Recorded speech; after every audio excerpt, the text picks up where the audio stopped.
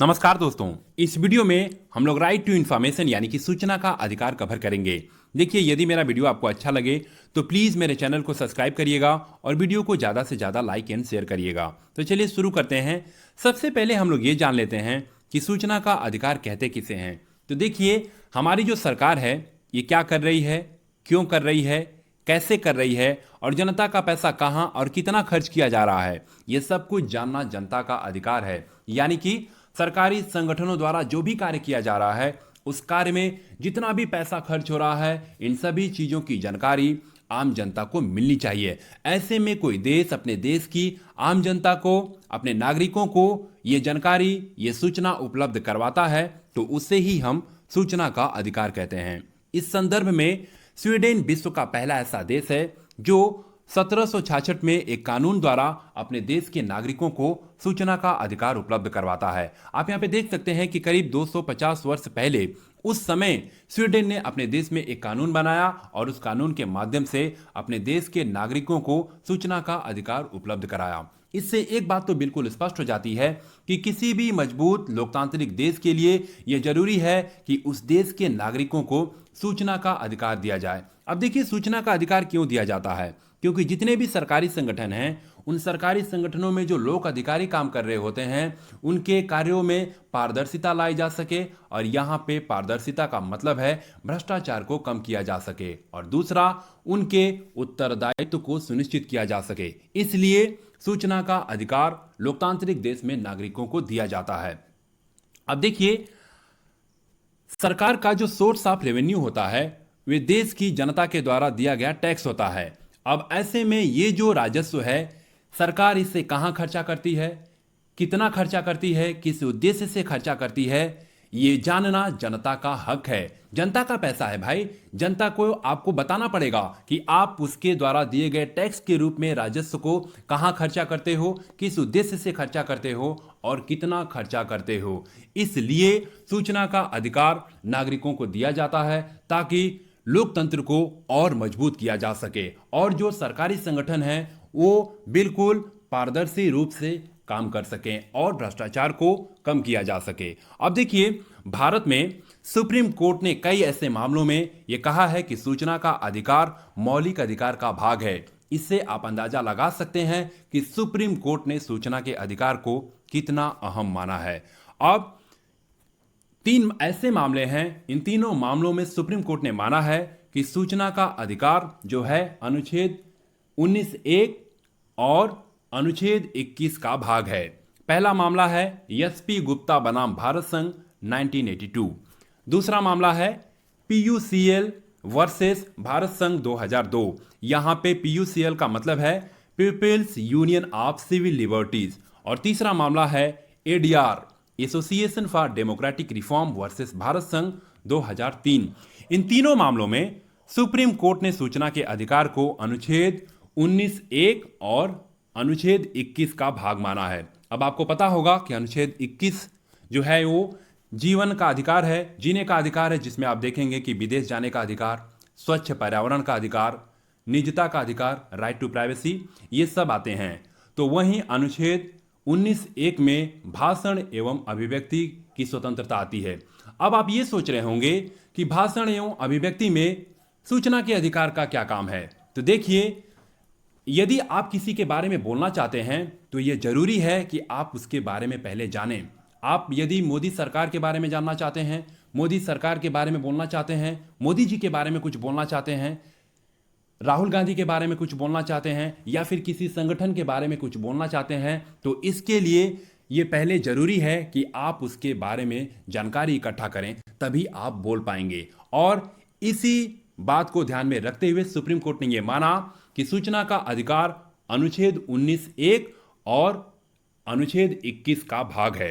अब देखिए, भारत में पूर्व आईएएस रही हैं ये अरुणा रॉय। राजस्थान में मजदूर किसान शक्ति संगठन इनका एक संगठन है। अरुणा रॉय ने, इनके द्वारा पंचायतों के बारे में सूचना प्राप्त करने के लिए व्यापक आंदोलन चलाया गया। तो वहीं आप देखेंगे कि केजरीवाल का एक संगठन है जिसका नाम परिवर्तन है, इन्होंने भी सूचना के अधिकार में अहम योगदान दिया है। आपको पता होगा कि अन्ना हजारे जी, उनका नाम आपने सुना होगा, इन्होंने भी महाराष्ट्र में इस कानून को बनाने और उसे लागू करने के लिए काफी दबाव दिया था। और केजरीवाल, अरुणा रॉय और अन्ना हजारे जी का काफी अहम योगदान है सूचना के अधिकार कानून को लाने में। यहां पे ध्यान देने वाली बात यह है कि अरुणा रॉय और केजरीवाल को मैग्सेसे अवार्ड मिल चुका है। अरुणा रॉय को 2000 में और अरविंद केजरीवाल को 2006 में यह अवार्ड मिल चुका है। इसके बाद देखिए, भारत में जो है सूचना के अधिकार का पहला कानून 1997 में बनाने का श्रेय तमिलनाडु को जाता है। यानी कि तमिलनाडु पहला राज्य है जो अपने नागरिकों को सूचना का अधिकार उपलब्ध करवाता है। इसके बाद भारत में सूचना का अधिकार देने वाला गोवा दूसरा राज्य है। अब देखिए, केंद्र स्तर पर सूचना का अधिकार ये जो कानून है वो 2005 में आया, लेकिन इसके पहले भारत में 9 ऐसे राज्य थे जिन्होंने इस कानून के पहले ही अपने नागरिकों को सूचना का अधिकार दे रखा था। इसमें आप देखेंगे कि तमिलनाडु है, गोवा है, असम है, जम्मू कश्मीर है, दिल्ली है, राजस्थान है, मध्य प्रदेश है, महाराष्ट्र है और कर्नाटक है। ये 9 ऐसे राज्य हैं जो कि 2005 में केंद्र स्तर पर जब ये कानून आया उसके पहले अपने नागरिकों को सूचना का अधिकार उपलब्ध करवाया था। इसके बाद 2003 में वाजपेयी जी की सरकार है और 2003 में सूचना की स्वतंत्रता अधिनियम 2003 बनाया गया। इसके बाद 2005 में सूचना का अधिकार अधिनियम को पहली बार 15 जून 2005 को लागू किया गया, जबकि 12 अक्टूबर 2005 को इस कानून को पूर्ण रूप से लागू किया गया। अब फिर आपके मन में एक प्रश्न उठ रहा होगा कि यहां पे पहली बार और पूर्ण रूप से लागू करने का क्या मतलब है। तो देखिए, इस कानून में यह बिल्कुल स्पष्ट रूप से यह प्रावधान किया गया कि जब यह कानून पूर्ण रूप से लागू होगा तो देश के किसी भी व्यक्ति के द्वारा किसी भी व्यक्ति के बारे में यदि कोई जानकारी मांगी जाए तो 30 दिन के भीतर उसे वो जानकारी उपलब्ध करवानी होगी। ऐसे में यदि मान लीजिए कि यह कानून 12 अक्टूबर 2005 को पूर्ण रूप से यह कानून लागू हो जाता और आप 13 अक्टूबर को किसी संगठन के बारे में जानकारी चाहते तो 30 दिन के भीतर आपको वो जानकारी उपलब्ध करवानी होती उन्हें, और ऐसे में यह संभव नहीं था। तो सरकार ने पहली बार 15 जून 2005 को लागू किया और सभी संगठनों से यह कह दिया कि आप अपने से संबंधित सभी जानकारी इकट्ठा कर लीजिए ताकि देश के नागरिकों द्वारा जानकारी मांगे जाने पर आप 30 दिन के अंदर उन्हें वो जानकारी मुहैया करा सकें। इसीलिए 15 जून को पहली बार और 12 अक्टूबर 2005 को यह कानून पूर्ण रूप से लागू किया गया।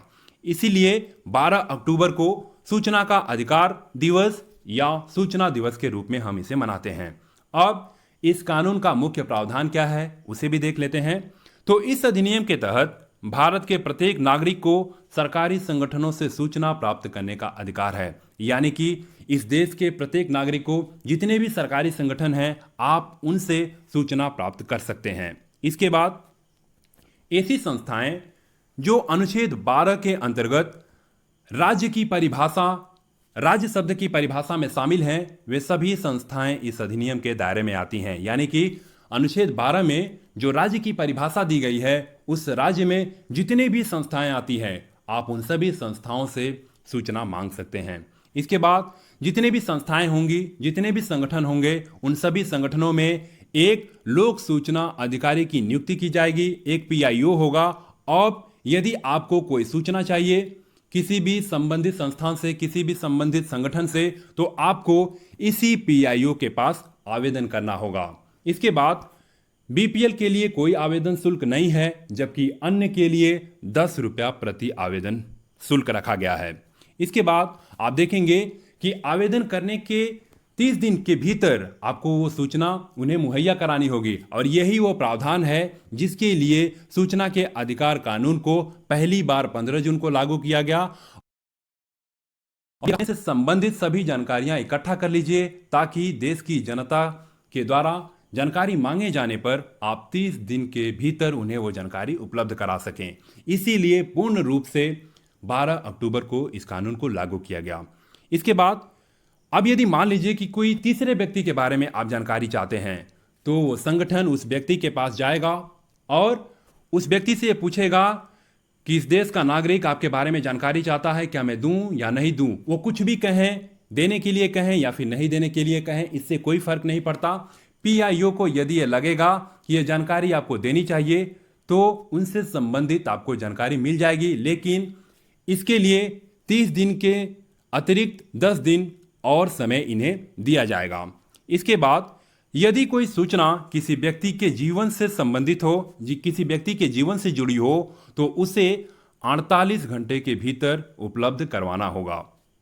इसके बाद निर्धारित अवधि में सूचना उपलब्ध नहीं करवाने पर उसी संगठन में अपीली अधिकारी के समक्ष आप अपील कर सकते हैं। अब जैसे मान लीजिए कि आपने पीआईओ के पास आवेदन किया और पीआईओ जो है आपको जानकारी नहीं दे रहे हैं, विलंब कर रहे हैं, तो इस संदर्भ में आप इनसे ऊपर के जो अधिकारी हैं, जो कि अपीली अधिकारी कहे जा रहे हैं, आप इनके पास अपील कर सकते हैं। इसके बाद अपीली अधिकारी के निर्णय के विरुद्ध राज्य सूचना आयोग अथवा केंद्रीय सूचना आयोग में आप अपील कर सकते हैं। इसका मतलब हुआ कि 30 दिन के अंदर सूचना नहीं मिलने पर एओ से शिकायत की जाएगी, और अगर इसने भी सूचना नहीं दी आपको तो आप जो है राज्य सूचना आयोग जा सकते हैं या फिर आप केंद्रीय सूचना आयोग में जाके आप अपील कर सकते हैं। अब जरा इस चीज को आप यहां से समझिए। यदि आप किसी संगठन के बारे में कोई जानकारी चाहते हैं तो आपको उस संगठन में जो पीआईओ है वहां पे आपको आवेदन करना पड़ेगा। यदि इन्होंने कोई जानकारी नहीं दी तो आप अपीली अधिकारी से अपील कर सकते हैं, और इसने भी यदि आपको जानकारी नहीं दी तो आप राज्य सूचना आयोग में अपील कर सकते हैं या फिर केंद्रीय सूचना आयोग में आप अपील कर सकते हैं। इस तरह से सूचना के अधिकार संबंधित कुछ महत्वपूर्ण बिंदुओं को हम लोगों ने कवर किया। अपने अगले वीडियो में मैं आपको राज्य सूचना आयोग और केंद्रीय सूचना आयोग के बारे में बताऊंगा। तब तक के लिए धन्यवाद। जय हिंद।